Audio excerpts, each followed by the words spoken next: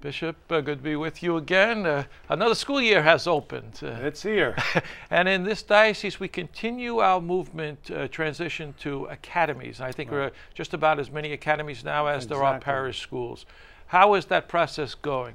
It's going well. I think we've proven that the academy model is working.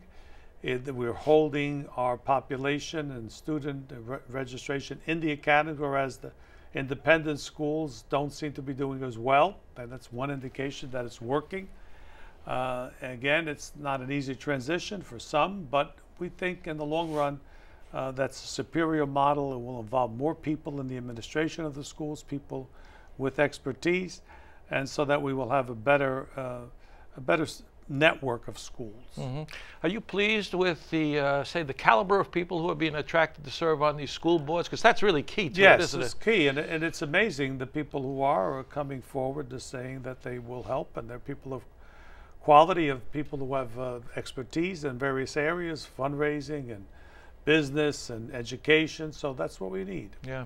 One of the things about Catholic schools is that about 71% of the graduates of our grammar schools go on to Catholic high schools. Is that something that we'd like to even improve on? Of course we would. I think the Catholic high schools in our diocese would like to see even more students come. The fact is that about half and half of their students are coming from public schools and half from Catholic schools, but still 71% of our graduates are going.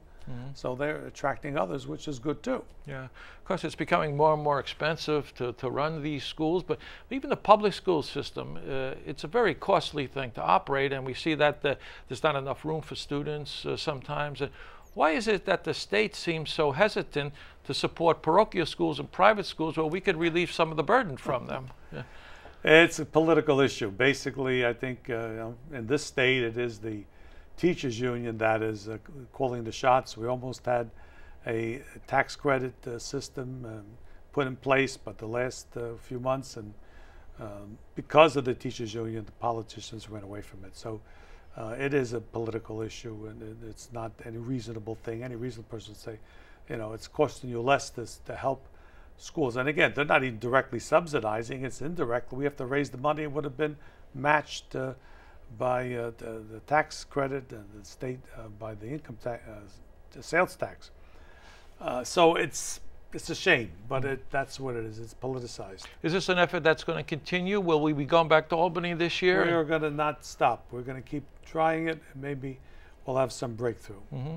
You think it'll be a campaign issue? The governor is up for re-election this year. It Clearly, he was one of the stumbling blocks. I think the opponent has already said he's for it.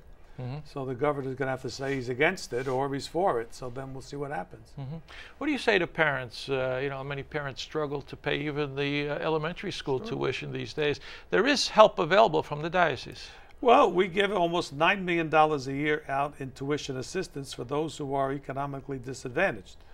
It's a lot of money to raise to do that, and we'll try to raise even more. But we're probably at a limit of what we can raise and what we can subsidize. It just costs that much. Unless we get some other relief from the state or allows us to raise more money by getting it matched, we're not going to be able to do much more to lower those tuitions. Mm-hmm. And I know at the beginning of the year you have visited some of the schools already. What is the message that you're bringing to principals and teachers this year as the school year begins, another school year begins? Well, clearly we're trying to get the focus of why we have Catholic schools. It's our Catholic identity, our Catholic faith, evangelization to Catholics, and openness to others who are not Catholic. About 80% of our students are Catholic, 20% might be non-Catholic. So we're serving the community, but we're serving it because we are Catholic, and we're trying to make sure that our faith is transmitted to our students. That's what the major reason of this great sacrifice we make as a diocese, to support Catholic education. Mm-hmm. And as we move, I think there is a deadline, maybe it's 2017, that every school in the diocese must move to this academy model. You're insisting on that? Well, we're going to have that done in 2 years. Okay. Bishop, thanks so much for being with us. Good to be with you. Yeah.